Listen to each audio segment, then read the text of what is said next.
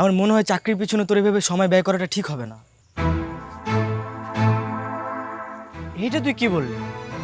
আমি তো ওই মেয়ের সব চালাকি ফাঁস করে ছাড়বো। শুধু শুধু সময় নষ্ট হবে, এসব আজেরা কাজে মন দিস না। আরে তাহলে তো বাজিতে হেরে যাব। ও আমাকে চ্যালেঞ্জ করেছিল ওই চাকরিতে পার্মানেন্ট হোক, আর এটা আমি কখনোই হতে দেবো না। কিন্তু পরিস্থিতি তো সেদিকেই যাচ্ছে, কোনো কিছুই করার নেই। চুপচাপ সহ্য করে নে, না হলে সেখান থেকে বের হয়ে যা।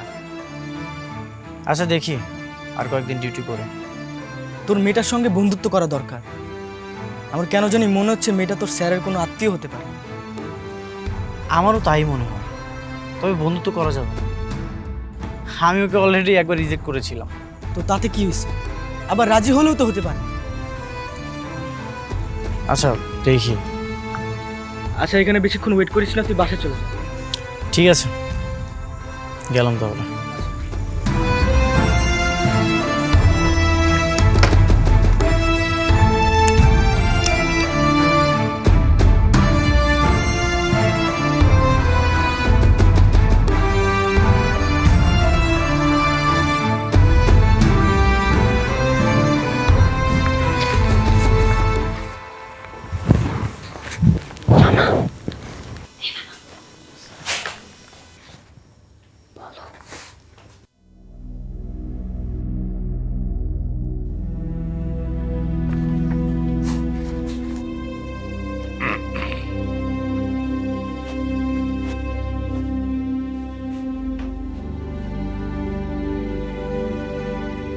ফারুক, জি স্যার। তোমাকে যে ডেট এক্সপায়ার ওষুধগুলো ফেরত দিয়ে নতুন ওষুধ আনতে বলেছিলাম, এনেছো? হ্যাঁ স্যার, এনেছি তো। কই দেখাও।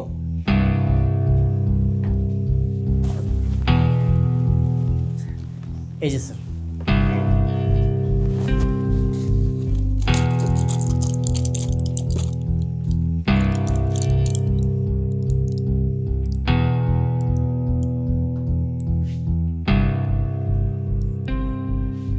কি এগুলো তো সব আগের ওষুধ, ডেট এক্সপায়ার। এটা কি করলে তুমি? কি বলতেছেন স্যার? আমি তো পুরনো ওষুধগুলো ফেরত দিয়ে নতুন ওষুধ এনেছি। ফার্মেসিতে নতুন ওষুধগুলো বিক্রি করে এই কাজ করছো না? না না স্যার, কি বলেন? বিশ্বাস করেন আমি এমন কিছু করিনি। আর কত নিজের দোষ লুকাবে? আমি তো তোমাকে হাতে হাতে ধরলাম, তাই না? স্যার কিভাবে কি হয়ে গেল আমি কিছু বুঝতে পারছি না। হ্যাঁ, এখন তো কিভাবে কি হলো, কখন কি হলো, এসব কিছুই বুঝবে না। আরো কত বাহানা। এই তুমি চুপ করো। কি ব্যাপার, তুমি মৌসুমীকে ছাড়ে দিচ্ছ কেন? Sorry sir. এমনিতে তুমি অনেক অন্যায় করেছো। তুমি কি জানো এই খবর উপরে গেলে তোমার জেলও হতে পারে? স্যার এমনটা আর কখনোই হবে না। যাও, এখন বাসায় যাও। আজকে তোমার আর ডিউটি করতে হবে না। কিন্তু স্যার। কোনো কিন্তু না, তোমাকে বাসায় যেতে বলছি, যাও।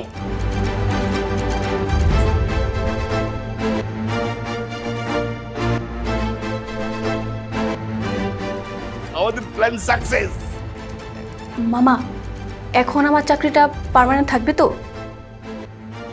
হোপফুলি। তুই তাহলে কাজ কর, আমি একটু গেলাম। আর কোনো সমস্যা হলে আমাকে ডাকিস, ঠিক আছে?